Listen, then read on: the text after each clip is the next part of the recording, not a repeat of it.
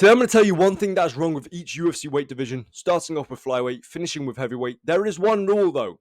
I cannot repeat myself, so I cannot give the same reason for two different divisions because that would be disingenuous and false advertising. So please subscribe. We're going to start off with flyweight, and in my opinion, flyweight has got a lack of attention, and this has been historic. So even if we take out the era that we're being in now, and we rewind the clock back to the Demetrius Johnson era, we were talking about shutting down the flyweight division because of the lack of attention it was getting. There has historically always been a lack of eyeballs with the division, whether that be because they don't hit hard enough because they're 125ers, or maybe there's no stars at 125. It just historically has not been a division that's got a lot of attention. It's always been pushed to the side.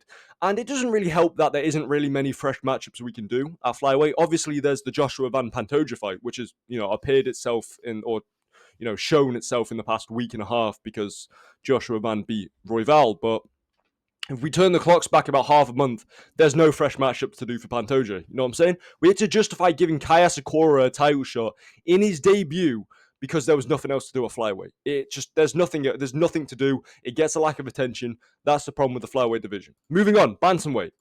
Merab's beaten most of them. Similar to flyweight, Merab is lapping the division. Now, in about a year's time, we're going to be in a situation where we're justifying title shots for people who do not deserve them. Because Merab, his activity level at the moment is way too high compared to the rest of his division. The contenders really need to step up. And I might make a separate video on this, on contenders not fighting. Because these guys who are ranked, well, obviously Corey Sanhagen's getting the shot next. I think Merab beats him.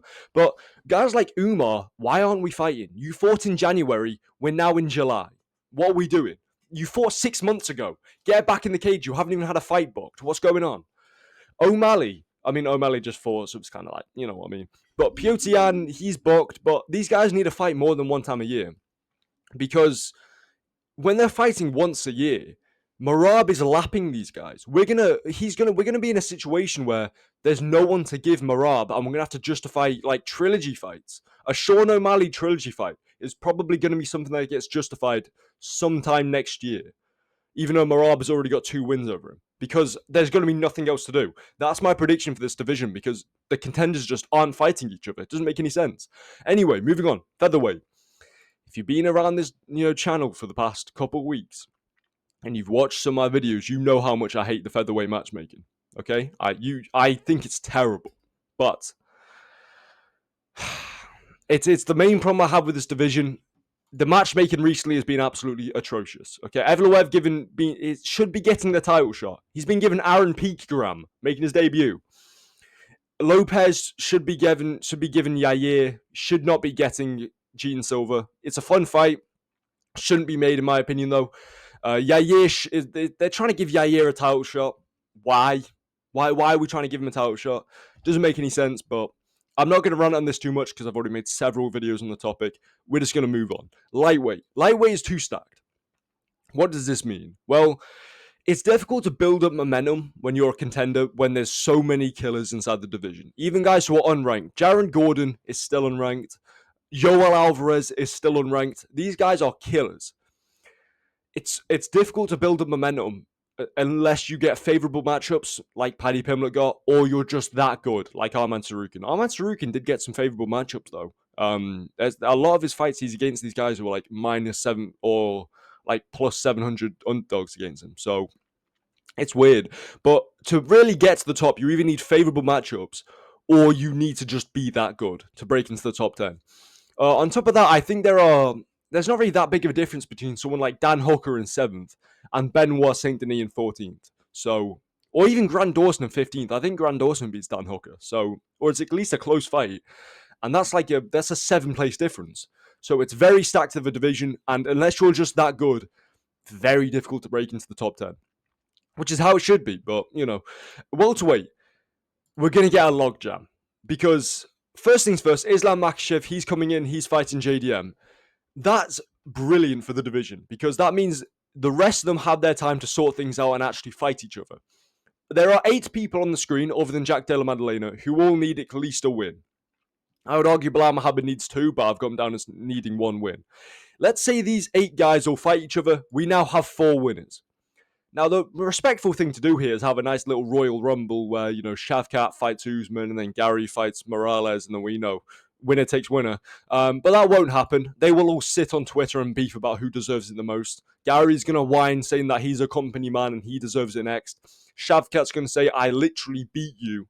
I deserve it. And then Usman's going to argue the fact that he was a former champ, so he deserves the shot. So who even knows? That's what's going to happen. They're not going to fight each other. We're going to have a logjam problem.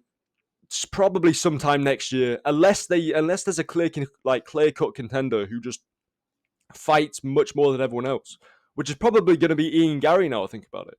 Ian Gary is probably going to fight at least 3 times a year, and he's going to get the undisputed shot because he just has more volume than everyone else. So yeah, that's how the welterweight situation's probably going to sort itself out, and Shavkat's never going to get the title shot because he's just too inactive.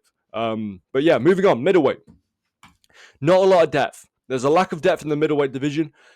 Outside of probably about the top 7, I mean, Roman Dolidze has somehow managed to wiggle his way into number 8. Fuck knows how that happens. That man's the most one-dimensional fighter I've ever seen in my entire life. Unless you shoot a takedown on that guy, he's basically a free win for anyone who knows what they're doing.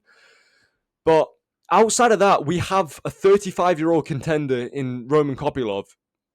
And we have, Paulo Costa in there, Brendan Allen. Once again, he's dumbest fighter, the dumbest fighter on the roster, terrible fight IQ. There's not really a lot of depth in the middleweight division. You know what I mean? Like the top 5, top 6 is amazing. We can say top 7 because Cannonier still got it, but outside of that, not really a lot to it. And it's kind of going to be a problem. Anyway, moving on. Light heavyweight. Injuries. Probably thinking injuries? How is what? Jamal Hill, Achilles injury. Poeton has been injured the last 2 fights he's fought. Walker has been injured and pulled out the last 2 times he's been booked. Prohaska had one of the worst shoulder injuries I've ever seen. Light heavyweight division is just riddled with injuries across the top contenders. So I could have said no depth for this division as well, by the way. I could have said no depth for the light heavyweight division, the middleweight division, and the heavyweight division. But I can only say it once. So I'm saying it for middleweight. Light heavyweight, I'm saying injuries. What am I saying for heavyweight, though? Heavyweight's been stalled to a halt.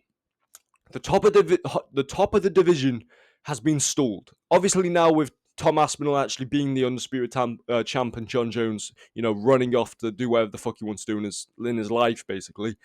We can now get the division moving a little bit. But before John Jones retired, so people like Pavlovich and Garn didn't want to take other fights, which is why they've been all inactive in their prime. Pavlovich has been inactive, Garn's been inactive because they don't know what's going on at the top of the division.